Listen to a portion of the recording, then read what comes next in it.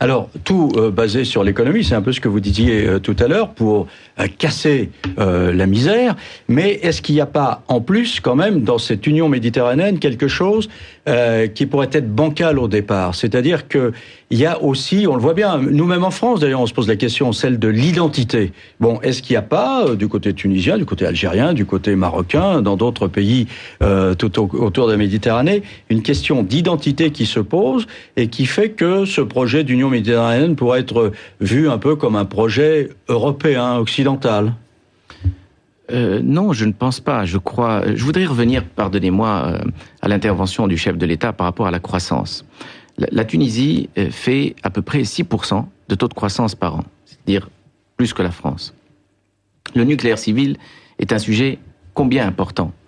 Et je sais combien la technologie française est avancée de ce point de vue. Nous avons adhéré par un accord qui a été signé entre les deux gouvernements pour pouvoir étudier les meilleures conditions à l'accomplissement de ce nucléaire civil pour, bien évidemment, combler à la hausse du prix du pétrole, etc. La Tunisie est un pays qui produit de la richesse. La Tunisie n'a pas simplement des bras, il y a des têtes. Et je crois que dans les écoles françaises et à Polytechnique, le contingent... Oui, parce que le président a dit « Nous avons l'intelligence, vous avez la main-d'œuvre ». Oui, mais on a aussi... C'était une phrase comme ça, oui, en je crois que c'était une phrase qui a été dite à la va-vite. Le contingent qui réussit le plus dans les filières élitistes en France, Polytechnique, X, c'est le contingent tunisien. L'UNESCO vient de décerner à 2 physiciennes tunisiennes un prix important. Je crois que les Tunisiens, ce sont des gens qui travaillent, ce sont des gens qui réussissent. Il y a 380 000 étudiants en Tunisie, dont 52% de femmes. Il y a 2,5 millions de personnes scolarisées en Tunisie. Ce sont tous des signes, n'est-ce pas, qui reflètent que les Tunisiens sont dotés de tête et aussi de bras. Alors, cette union méditerranéenne, donc, elle pourrait regrouper naturellement tous les pays du Maghreb.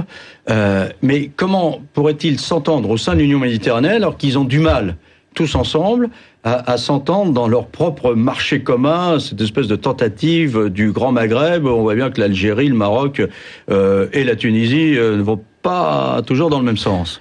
Vous savez, je crois qu'il y a un consensus sur la question de l'humain. On s'entend très bien entre Algériens et Tunisiens et Marocains et Libyens. Simplement, il y a quelques divergences de vues. Oui, sur les frontières, voilà, sur des choses comme ça. Sur le problème du Polisario. Et l'Union méditerranéenne va permettre de calmer tout ça? Je pense que l'Union méditerranéenne peut contribuer à décanter les problèmes, à essayer de trouver des solutions et à rassembler les gens autour de ce projet. Alors tout à l'heure dans le journal, on a vu Nicolas Sarkozy adresser des louanges, dire tout son amour qu'il porte à Angela Merkel, mais sur l'Union méditerranéenne, ils se sont affrontés très durement, au point même d'ailleurs que Nicolas Sarkozy a accepté de changer de nom, c'est plus l'Union méditerranéenne, mais l'Union pour la Méditerranée. Les Allemands voulaient être totalement partie prenante. Est-ce que vous redoutez qu'il y ait une querelle entre Européens qui pourrait entraver la marche de cette union? J'espère que non. J'espère que fortement qu'il n'y ait aucune querelle et qu'au contraire il y ait un consensus sur le projet d'union méditerranéenne. Simplement, je crois que la France a été un petit peu trop vite, tout de suite. Nous avons des relations avec l'Allemagne. Je parle de la Tunisie puisque c'est un pays que je connais le mieux et dont je suis originaire. Pour revenir à l'Allemagne, l'Allemagne a une présence importante dans notre pays. L'Allemagne s'est engagée aux côtés de la Tunisie, notamment dans le développement durable, dans l'environnement. Ils ont financé des projets en Tunisie. Donc il n'était pas question de mettre sur le bord de la route un pays comme l'Allemagne. Et d'ailleurs, je me suis exprimé moi-même. J'ai fait une déclaration publique à la Deutsche Agenturpresse, dans laquelle j'ai préconisé et j'ai souhaité un équilibrage des rôles dans ce projet.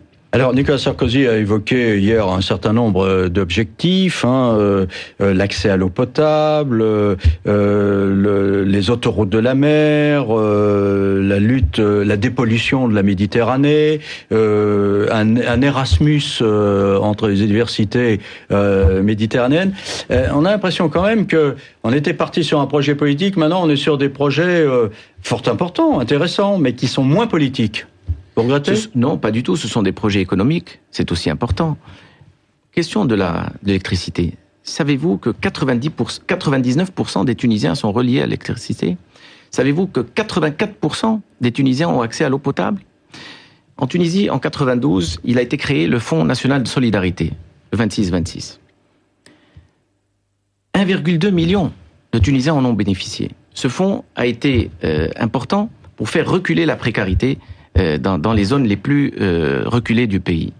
Et c'est encore, une fois de plus, un engagement qui a été pris par la politique du président de la République tunisienne, le président Ben Ali, une politique de clairvoyance et une politique d'accompagnement des citoyens tunisiens. Et c'est également la preuve que je ne crois pas du tout, n'est-ce pas, aux thèses extrémistes et obscurantistes. Enfin, il y a eu des manifestations dans le sud de la Tunisie. Mais c'est normal, comme il y a des manifestations en France. Aujourd'hui même, il y a eu la CGT qui a défilé en France. Oui. Enfin, ça paraît un petit peu brutal du côté de Gafsa, dans le sud, les manifestations. Vous savez, monsieur, lorsqu'on sort d'une boîte de nuit en France, il y a quelques échauffourées, d'ailleurs, même quand on sort d'un stade de football. Alors, sur le plan économique, ce développement, Nicolas Sarkozy a dit, l'Union pour la Méditerranée pourrait parvenir finalement à concurrencer l'Asie. Bon, alors on peut être optimiste, on a réussi peut-être pas mal de choses les uns les autres, mais enfin, on est avant de pouvoir concurrencer la productivité des Asiatiques, il y a de la marge quand même. Il y a beaucoup de marge, il faut d'abord mettre en place les projets. Je crois que ce sont des mots, tout ça. Il faut des actes. La société civile aujourd'hui, du côté de la Méditerranée, peut-être les Européens se sentent-ils un peu moins concernés par la question de la Méditerranée. Je parle du moins du Maghreb en général. Il nous faut des projets. Il nous faut améliorer le quotidien des civils. Et c'est ça le projet de l'Union méditerranéenne. Sinon, ça n'intéresse personne, Monsieur Mazerolles, vous l'avez compris. Et sinon, il y aura toujours des problèmes de migration qui suscitent pas mal de controverses. Absolument. D'ailleurs, il y a eu un accord qui a été signé pour une gestion des flux migratoires. On va voir. Donc, rendez-vous le 13 juillet. Absolument. Merci Elias Bencheli d'avoir été avec nous ce soir. Dans un instant, on va reparler du 1er mai, parce que c'est toujours le 1er mai quand même. On va parler du muguet. À tout de suite.